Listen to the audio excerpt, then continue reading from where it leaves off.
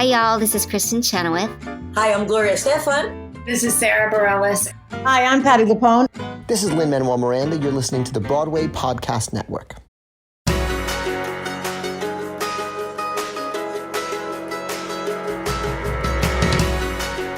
Welcome to the Theater Podcast, intimate personal conversations with the industry's biggest names. This is actually the first episode of a Kite Runner takeover. The Kite Runner on Broadway, the cast and creatives are taking over the podcast. So this is the first of a series of several episodes that are going to be all focused on the Kite Runner and the people involved with it. Just an amazing, amazing show if you haven't seen it yet.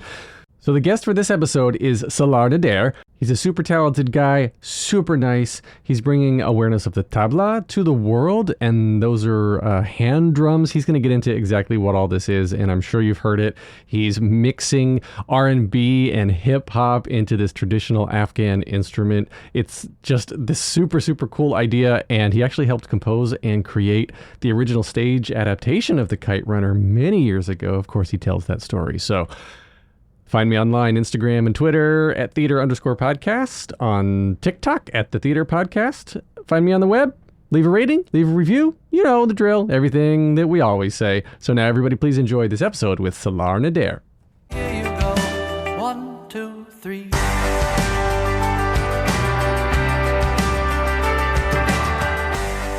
I am so truly excited to introduce today's guest, which I think I can easily classify as percussionist royalty. Hailed as Afghanistan's tabla virtuoso, he is a percussionist, composer, educator, and producer. Mentored by Grammy Award winner Zakir Hussain, he currently tours with legendary bassist Stanley Clarke.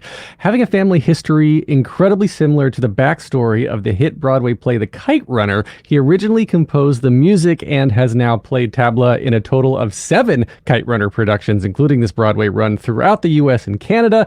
Salar Nader, welcome to the Theater Podcast. Pleasure to be here. Thank you so much for having me. Man, that was pretty amazing. What was that? 300 words and under a minute. Do you remember the Micro Machine Man? I mean, I'm aging myself right now, but that was the 80s. That guy was the best. I could do that if I had a script that I was reading and that I can't, because that dude, he had Guinness Book World Records for like the fastest talking person. Did he? Yeah. Wow. Yeah. I mean, that was up there. Yeah.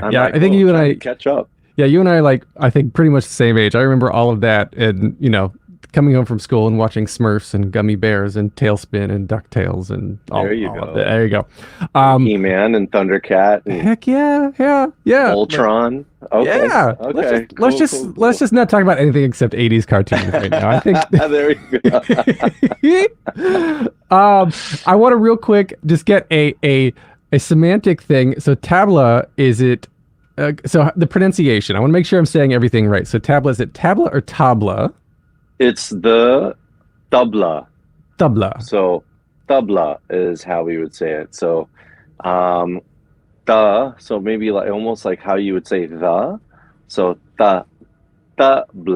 Tabla. So they're hand drums. And is the plural also tabla or tablas? Tablas. Now here's the thing. It's the tabla is about a 400 to 500-year-old instrument. Yeah. And it refers to the smaller drum, which is the higher pitched instrument. And so that's a tabla.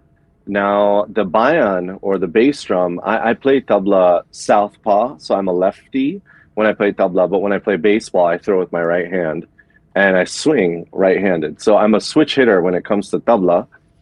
And so tablas would be referring to many of the smaller drums, and then daga or bayan, which means your left hand in Hindi, or in Farsi, Dari, you would say bam, B-A-M, like Bam Bam from the Flintstones. More 80s cartoons. I'm going to go there. It's all good. So the bam is the bass where you get all those dipping tones and doom, and the sounds I demonstrated on stage with you a couple weeks ago.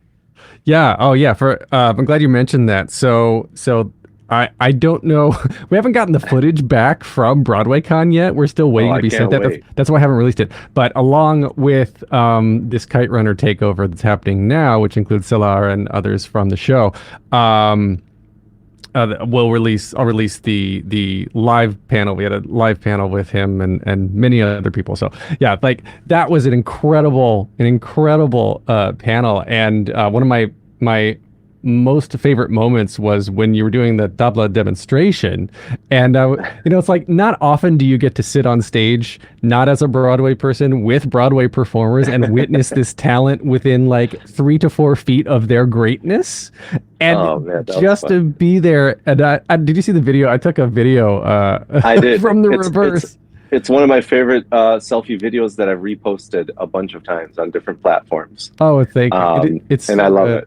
It's so good. And one of the greatest things I think about that moment, though, and it's something I had never thought about until that moment, was when you got ready to perform, you took your shoes off. And and then I stunk up the room. Like, tough acting, tenactin. Another 80s reference. What's that smell? Yeah, there you go. Tough acting, tenactin. John Madden. Yeah. Well, yeah, the shoes must come off. The shoes must go. And I didn't mean to cut you off there, but part of the tradition is that it's a spiritual tradition. And anytime I'm allowed to connect with the instrument or the drum, or if a sitarist or sarod player or rabab player, we have our our routine, and part of that is you always wash your hands. You make kind of an internal prayer before you connect with the instrument, because it's the instrument that's helped you get to the stage. At the end of the day, that's what we believe. So it's a give and take and an exchange. And there's a belief that when and if the instrument accepts you, that's when doors will open. So the least I can do is take off my old shoes when I approach the instrument. And especially when I've been walking 30 blocks, 40 blocks in Manhattan. Yeah. Set foot in one subway, and it's worse than every other public restroom in every other city. The reason I brought that up was that it's almost personifying the instruments and treating them like a living entity. And I wanted to get into like your philosophical sort of belief behind the interconnectivity of all of us, of you and me, of the world, of when you're creating these vibrations. The whole world operates in vibrations, and it's the ebb and flow of the tide, and literal music is vibrating of strings or shaking of whatever materials on top of drums, whatever the case is. And so every heartbeats, everything is a rhythm and a vibration. And so when you're approaching the instrument as a master, as a guru, like it seems like it's more than just picking up and playing. It's plugging in and connecting. Does that make sense? There's a couple things that you just reminded me of in the movie Avatar. If you remember when the I forget which character it was, but when they connect with those like dragon flying horses, initially they plug in and make the bond, Jake. Make the bond. Make the bond. That's what it is with our instrument. And to quote my guru, my Ustad, because I still, no matter how long I've been doing this, I am still a student, and I'm still learning every time I set foot on the stage, and learning from everybody else in the cast with the way they move. They inspire what I play each night. And so Zakir Hussain is who I've studied with all my life and continue to study with. And he believes and says that the instrument has a spirit itself, and that we honor that and we pay homage to that spirit anytime we connect with it. And also even the instrument maker. Sometimes you'll have the opportunity. It's not like, when you want to go to Guitar Center and you want to buy a new guitar, you just go out and you pick it up, and it's, hey, you want this one, man? You want the Fender? You want the Rhodes, or whatever, whatever it is. But if you're in Afghanistan or India or Pakistan, you'll go actually sit with the maker. You'll have tea. You'll break bread. You'll really connect with him. he'll pass you the instrument, you'll play the instrument, get it to your liking, and there's a connection there also. So from the root source, whatever animal it was, and then and the vibrations that are created once that skin is stretched by the maker, then lands in my lap, and hopefully it speaks to thousands of people who are coming in and out of the Hell and Haze each night. That's really interesting. Something you said. It's skin. You're stretching skin across this wooden shell, right? And so it's the wood was alive, the skin of the animal was alive, which is nothing against guitar players. The guitar, some of that is wood, but a lot of it is mechanical. It's electronic. It doesn't. I guess it wasn't truly alive at any point in the same way that tabla. I got to get this right. Tabla. Was alive, and I didn't know the process of like sitting, breaking bread, and becoming basically a friend of whoever is giving you this gift to allow you to then create this music to give gift to others. It seems very circular and very spiritual. Absolutely. In 2004, I went to India for my first trip, and it was just Guru Purnima, which is the day you celebrate your teacher, a week ago. So it was celebrated globally, where you honor your teacher. And so I landed in July of 2004, and upon checking in to the hotel, I got in to check in. I said, you need to call this tabla maker and let him know that, Salar is here, and I'm a student of Ustad Zakir Hussain, and I need to have my tabla ready for the Guru Purnima festival. And, I didn't even get a call back. I got back up to my room. I called my teacher, Zakir ji, and he said, oh, there's, word on the street is that this guy from California has landed in Mumbai, and he's just calling the shots. Like, he needs his drum to be sent to his hotel. And I felt a little embarrassed there, because I noticed that, wait a minute, this isn't about like the drum costs $999 or $1,000, and here's the money, so now you give me a perfect drum. These aren't machine manufactured. They're made with literally blood, sweat, and tears. And so I realized that the instrument quality is also, there's a destiny and a connection in Kismat with when you will arrive at a point where the instrument that is given to you, even though you've purchased it for the same price as another person, might sound better. It might have a different way of speaking and connecting with you, and therefore connecting better with the audience and having those perfect frequencies and harmonies coming off that skin. So I've been very lucky. A quick little story I'll give you. February of 2020, a month before the pandemic, right? I went out and bought 3 sets of tablas because I thought I was going to do 100 concerts with Stanley Clarke. So I bought the perfect E drum, the perfect D drum, the perfect F sharp drum. Get home, it's like Feb 28th, turn on the TV, and it's like, the government announces that we're going to do a 2-week shutdown. And I was like, oh, that's kind of cool. All right, well, 2 weeks, I get to take 2 weeks off, and then I'll hit the road. We were going to start the tour in, I think, Dublin, Ireland. So anyways, those drums, knock on wood, have lasted me till this point.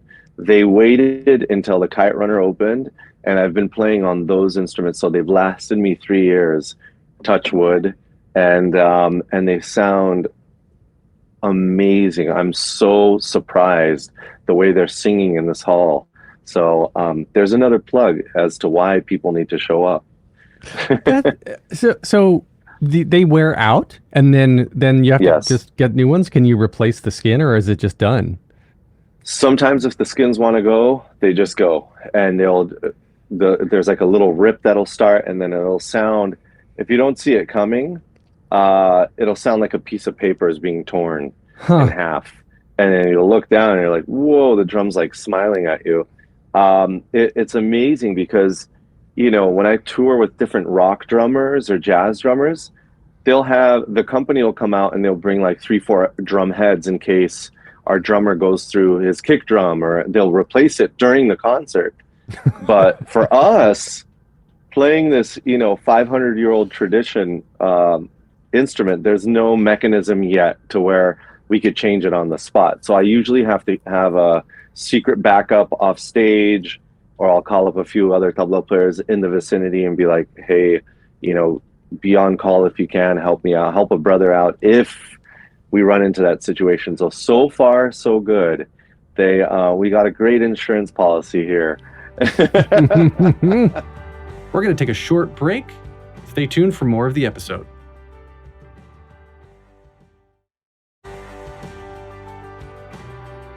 So the Kite Runner, it opened recently on Broadway, did so well in the UK, came over here. It's phenomenal over here. And I want you to talk to the origin story of creating a visual production out of this, because it's obviously a well-known book. It's won so many awards and it's incredible in the message it brings and the awareness it brings.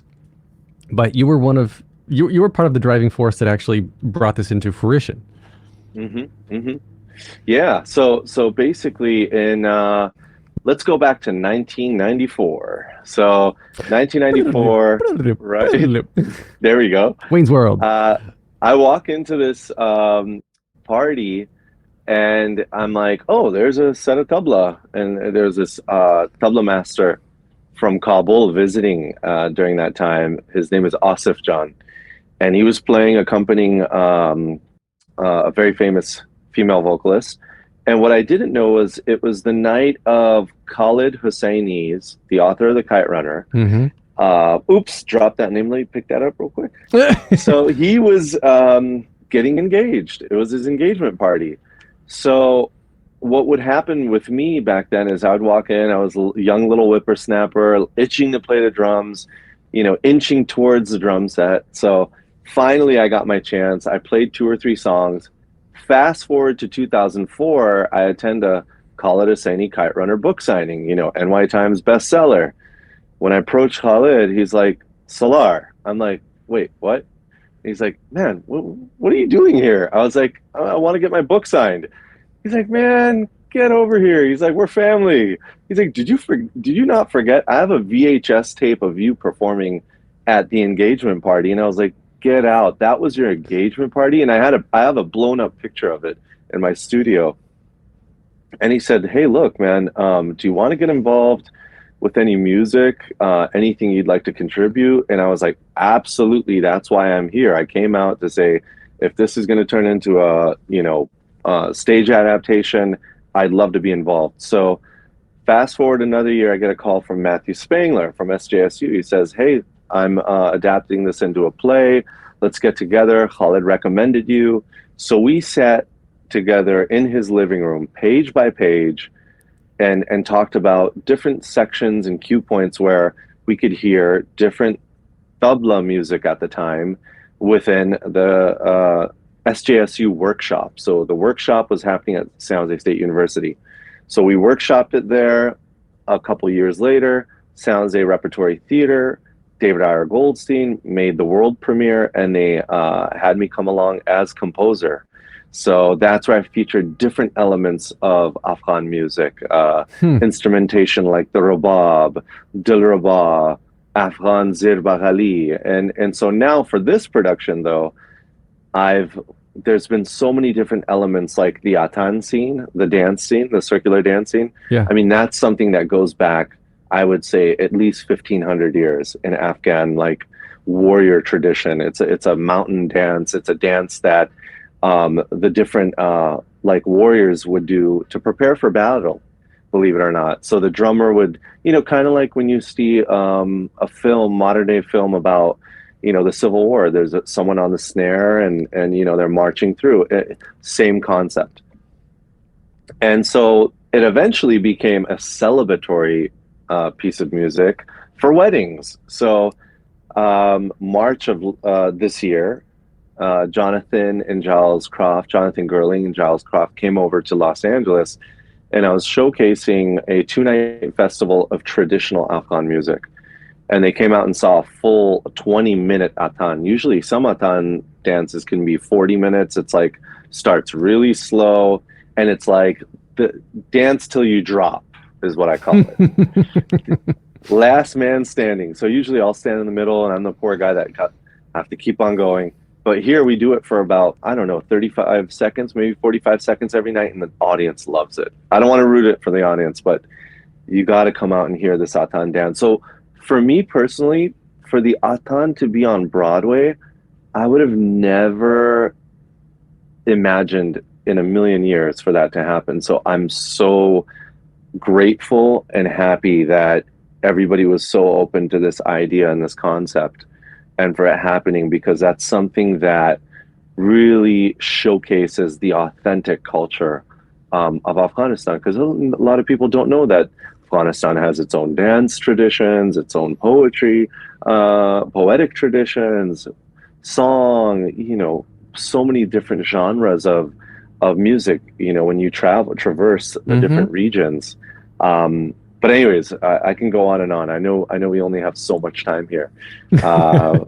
That's fascinating. It's absolutely fascinating to me how you're underscoring the entire production, and it's not a musical, it's a play, but so there's no like songs, there's nobody singing, but there is music the entire time, and it's coming from you, and it's coming from others in the cast who are using hand instruments as well at various points to accentuate the action, and it's just so brilliantly done. It feels like I am watching a movie live, and for you sitting at the foot of the stage at any particular time, has it become harder for you? I remember you saying in the live event previously that there were some times when you have to disconnect because the emotion is so hard. Like now that you've opened, things have been going on for a while. This is the 7th production, but gosh, are you still, is it still emotionally as deep for you as it was at the very beginning?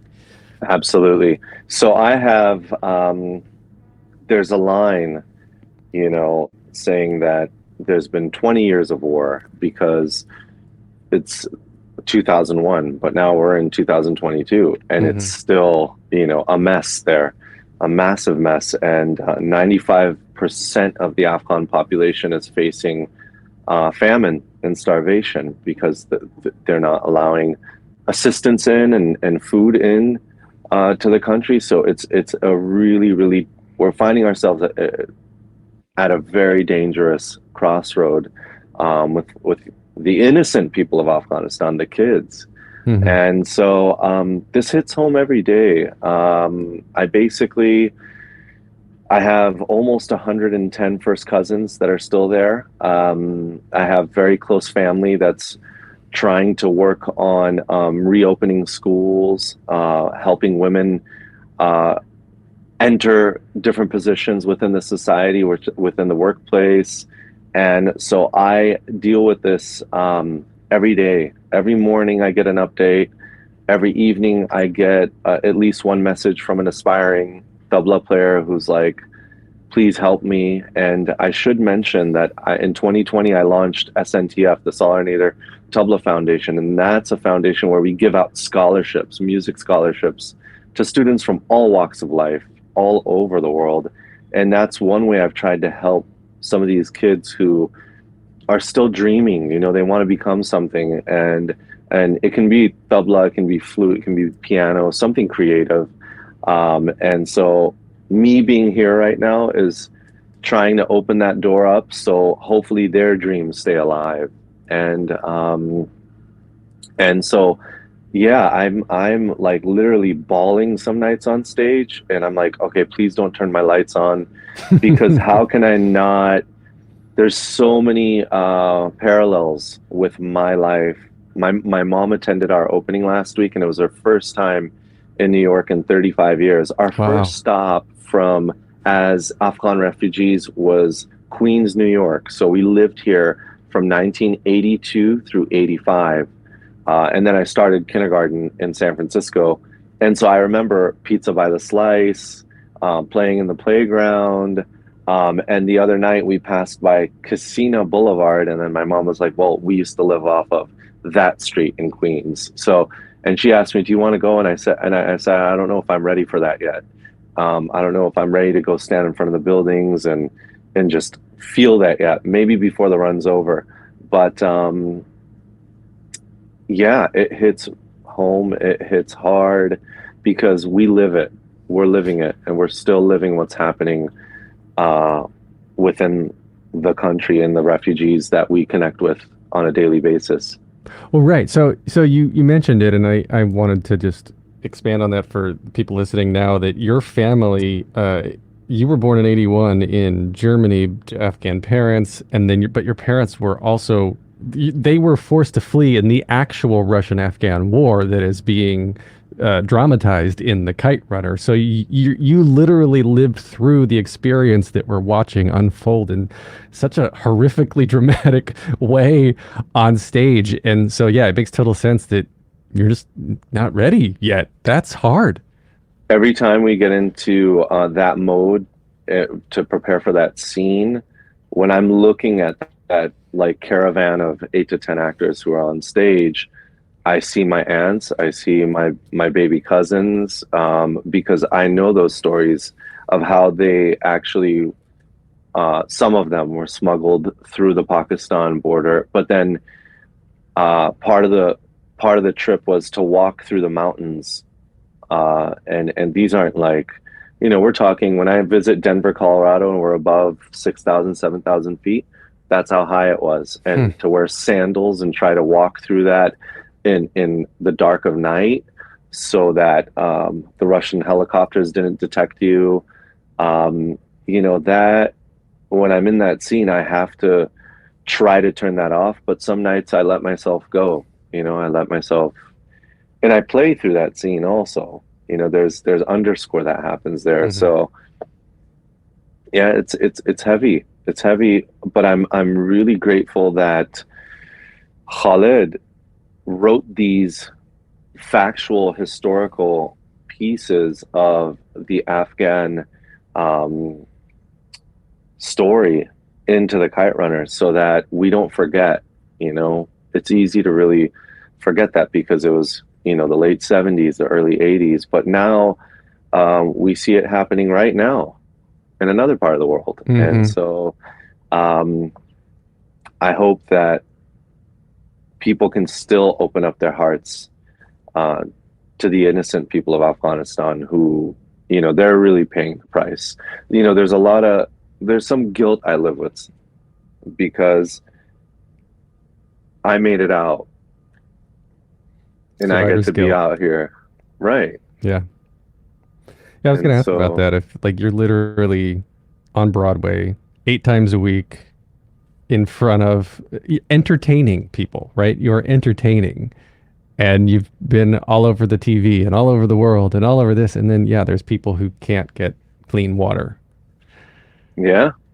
And so I'm glad you brought up the foundation, because so much of what you do and who you are is about interconnectivity. And that's why I brought that up earlier, interconnectivity with the instrument and the culture and everything. But you give back. Everything you do seems to be about giving back and acknowledging and trying to help others get lifted up as well.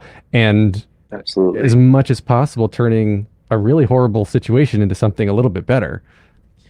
My parents integrated me into, when I first started playing the instrument, they were like, okay, what's going on with this guy? Like, what is this knack he has for the drums? And I met my teacher in '88. And he accepted me as his student. So he trained me. And then my parents said, well, we don't see you doing this as a profession, because I was still a child. So I would show up to different concerts in the 80s that were fundraising concerts for different Afghan orphanages and organizations that were helping families get out or families assimilate or arrive to California or New York. And in every concert I played from the age of 7 all the way up until I want to say 18, I donated everything I earned. I never, there were nights where I remember people would shower the front of the stage with, it was like they would make it rain, and they were like, I think 20s and $100 bills. But I was trained to pick up my tablas and walk off stage and then say that, please donate these funds And I remember other kids would be like, "Oh my God, that was so much money. Why don't you grab some, like at least a couple notes?" And I was like, "No, my mom and dad told me that, I need to donate this and it needs to help." I just love that you gotta gloss over. You're just like, I've been playing concerts since I was 7. Like literally my I have a 7.5-year-old, a 6-year-old, and God, like they're just good at video games and like making a mess. Well, I did that too. RBI baseball, Tecmo Bowl, and then I had my Sega Genesis and That's right. and all that. And I'm trying to get back into it because these gamers now make a pretty good. Yeah. So if they continue, you never know. I know. I'm trying to encourage the love of electronics and coding. I like the creation of video games. And then Right. I wanted to touch on that with you too, real quick. I know we're out of time, but you've done music for video games too, because there's a lot of underscoring, right? Right. Video games, of course, films. There was a video game conference. Oh my gosh, what was it? Sony PlayStation. Yeah, the E3, and I opened E3, up right? the E3, exactly. And we opened up that conference. And yeah, I mean the tabla is actually still being discovered.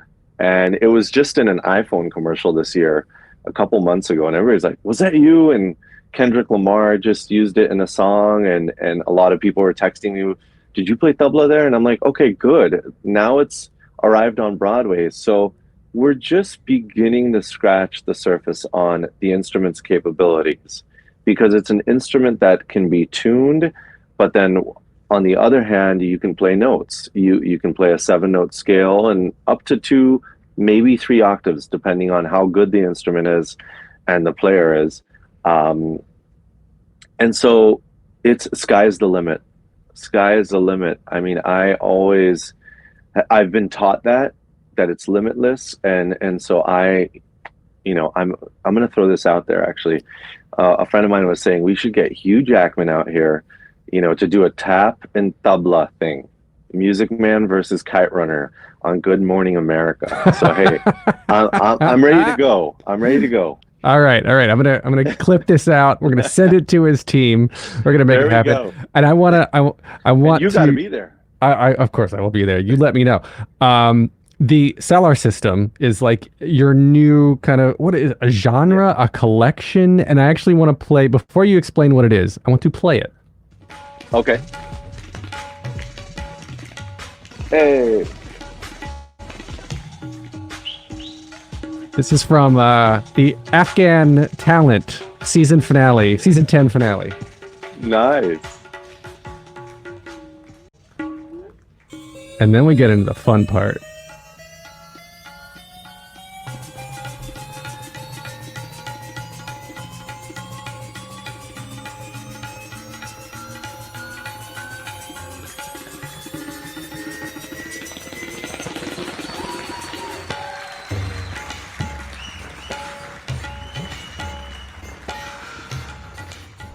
So you're blending R&B, hip hop, and like all this modern electronic EDM with this 500-year-old technique, and I think it is brilliant. And you're getting noticed for it for obvious reasons.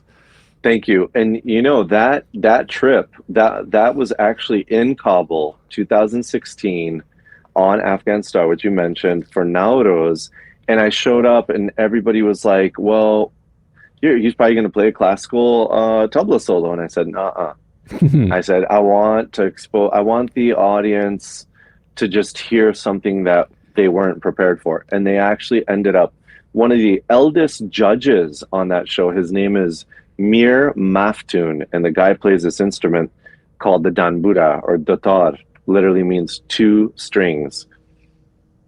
He was about to jump out of his seat, and my mother-in-law tells me every time she watches that video, she's like, he's about to just get off of his seat and start dancing. And he's from like the Badakhshan region of Afghanistan, like the mountain regions, and he can't stop clapping. And I said, light bulb went off. Music, rhythm, melody, has no boundary, has no border. And as cliche as it sounds, it doesn't. And you can communicate anything with anyone. It's almost like it's the most peaceful way of connection and communication there is. And I saw it there. I'm so happy you shared that little bit. And I was in a punk rock band in the early 90s. That's right. Drum set. So I'll send you the next creation. It's going to be heavy metal with tabla. Really? Oh my goodness. I would love to hear that. Okay. So 3 questions I ask everybody to wrap up the episodes. The first one, just very simply, is what motivates you? Everyday breath and oxygen, which I need right now.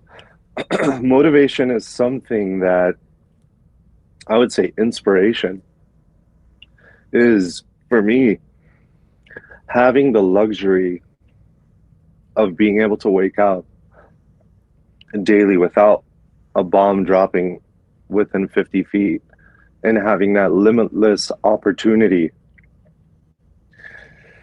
is, if that's not self-motivating or inspiring, I don't know what is. I've been really lucky and blessed. So freedom is the source. Wow. So next question then is, what advice would you give to your younger self and younger people listening now starting out down a similar path? Go with your gut. Listen to your heart. Of course, never stop dreaming, but realize the dream. And always stay close to your mentors and teachers. No one has ever said that before. And it is so simplistically beautiful. Like your mentor, your true mentors, your true teachers, they're always going to have your back. I get it. I get it. All right. Because they walk the path. Yeah. So yeah. They've given you the blueprint. Yeah. So the last question, and I asked this in the live event, so don't worry about giving the same answer. Just say the first thing that's on your mind in this moment. So if you could only see one show for the rest of your life, but you can see it as many times as you want, what would you see? Wow. One show, can it be a film, or does it have anything? to be Anything. First thing that came to mind. Wow. 2 things that came to mind. The Goonies and Willy Wonka's Chocolate Factory. I don't know. Those were the first 2 that came to mind. Oh, I love it. I love it. Okay, where can we find you online, connect with you, get information on the foundation and the scholarships? Thank you so much. At Salar System and Salar Nader on Instagram, as well as Twitter. SalarNader.com is the website where you can read up on SNTF, the foundation. And yeah, just all Salar Nader and Salar System. The music as well, Spotify, iTunes, it's everywhere. And enjoy it. If people are taking time out of their lives to look me up or have a listen, I thank you with eternal gratitude. And I hope you make it to the Helen Hayes so I can perform for you. Yes, everybody, please go see the Kite Runner. It is so good, and Salar is so good as well. Thank you so much. I really appreciate it. Absolutely. My pleasure, brother. Thank you so much. Take a deep breath, make the world a little colorful.